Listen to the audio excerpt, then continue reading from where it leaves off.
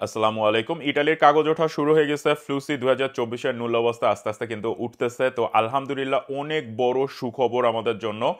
এবং কোন ক্যাটাগরিতে আসলে মূল অবস্থাগুলো উঠতেছে, শুধুই কি সিজনাল নাকি স্পন্সর এবং ডোমেস্টিকের মূল অবস্থা উঠতেছে, এবং কেন সিজনালেতে এত তাড়াতাড়ি দেওয়া শুরু করলো, এই সব বিষয় নিয়েই আজকের ভিডিও। আশা করি পুরো ভিডিওটা দেখবেন। এই ভিডিওর দ্বিতীয় অংশ আরও 5 ঘন্টা পরে আমার চ্যানেলে ইনশাল্লাহ আপলোড হবে।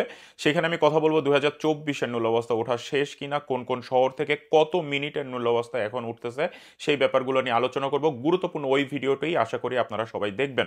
5টা ঘন্টা শুধু একটু ওয়েট করেন। আজকে এখন আমরা কথা বলবো এই ভিডিওতে যে কোন ক্যাটাগরির ভিসাগুলো আসলে ইস্যু করতেছে ইটালির গভর্নমেন্ট। বর্তমানে দেখেন, অথেন্টিক খবর অনুযায়ী শুধুমাত্র সিজনালের ভিসা ইস্যু করতেছে। অনেকেই আমাকে ইনফর্ম করেছেন, অনেকেই আপনারা আপনাদের মূল অবস্থা দেখাইছেন, কিন্তু তার 100% আমি যাচাই বাছাই করে দেখছি রিসিভুতার সাথে মিলায়া, যে স্পন্সরের যে মূল অবস্থাগুলো উঠেছে আপনারা আমাকে পাঠাইছেন, তার সবগুলাই হলো ভুয়া। কিন্তু যদি কেউ পুরা ইটালিতে, এইখানে মাত্র 2টা নূল অবস্থা আমি চেক করেছি। সো আমি এখানে লাখ লাখ নূল অবস্থার আমি খবর রাখতে পারবো না, আমি বলতে পারবো না। আমি শুধু 2টা দেখছি, 2টার সাথে মিল নাই। তো এই কারণে আমি বললাম যে স্পন্সরের কাগজ আসলে এখন পর্যন্ত ওইভাবে উঠতেছে না। কিন্তু কেউ যদি পেয়ে থাকেন, অবশ্যই আপনারা সেটা বিশ্বাস করবেন এবং আপনারা দেখবেন। এখন প্রশ্ন হইল, কেন আপনার যে শুধুমাত্র সিজনালের নূল অবস্থা উঠতেছে। দেখেন, গত কয়েকদিন ধরে, পুরা মাসখানিক ধরেই আমি একটা কথা আপনাদেরকে বলছি যে এইখানকার যে সংস্থা অর্থাৎ সিয়া কলদিরিতি, তারা কিন্তু ইটালির গভর্নমেন্টের সাথে মিটিং করে আসছে। তাদের কিন্তু এই সিজনাল ভিসা, মানে কি সিজনের ভিসা, অর্থাৎ একটা সিজনের জন্য তাদের নির্দিষ্ট পরিমাণ লোক দরকার, যেটা কৃষিকাজ এবং টুরিস্টিক।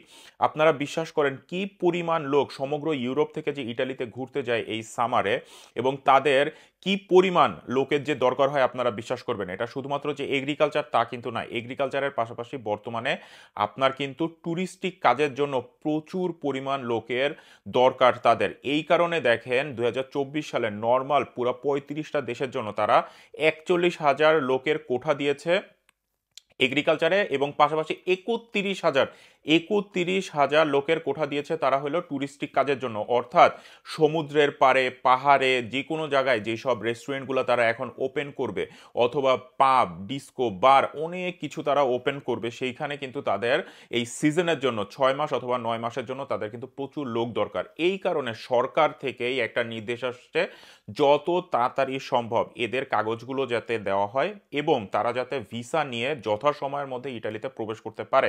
এই কারণে 2023 সালের লোকের পাশাপাশি 2024 সালের লোকেদের যত তাড়াতাড়ি সম্ভব তাদের কাগজগুলো দিয়ে দেওয়া হচ্ছে, যাতে তারা এই সিজনে এসে ইটালিতে অ্যাটলিস্ট কাজ করতে পারে। এটাই হলো মেইন রিজন।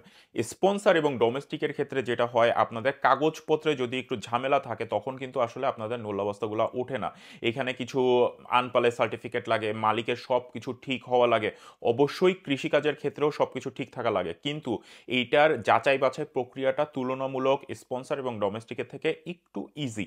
এই কারণে এইটা 25শে মার্চ আবেদন করার পরেও, অর্থাৎ যেখানে 18 তারিখ এবং 21 তারিখ যথাক্রমে আপনার স্পন্সর এবং ডোমেস্টিকের জন্য আবেদন হয়েছে, সেইগুলোর কাগজ আগে না উঠিয়ে তারা কিন্তু কৃষি কাজ এবং টুরিস্টিক পর্যটন শিল্পে যে লোকের দরকার তাদের জন্য কিন্তু কাগজগুলো একটু আগে ওঠার ব্যবস্থা করে দিচ্ছে।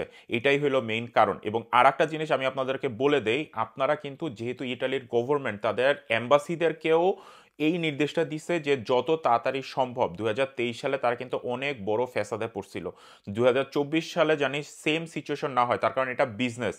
গভর্নমেন্ট এই বিজনেসগুলো যদি চালু না রাখতে পারে, গভর্নমেন্টের গাফিলতির কারণে লোক যদি না আসতে পারে, বিজনেস তো চলবে না। তাহলে কি ট্যুরিস্ট যাবে না, এবং ট্যুরিস্টিক খাত থেকে ইটালির গভর্নমেন্টের বড় একটা আয় কিন্তু হয়। এটা এগ্রিকালচার বলেন এবং ট্যুরিস্টিক বলেন, দুইটার ক্ষেত্রেই আমি বলতেছি। এই কারণে গভর্নমেন্ট এখানে কোনো রিস্ক নিবে না। এখানে আপনারা, আমি আশা করতেছি যারা মূল্যবস্তা পাবেন, যথাসময়ের মধ্যে আপনারা অ্যাপয়েন্টমেন্ট নিয়ে কিন্তু আপনারা ইটালিতে প্রবেশ করতে পারবেন।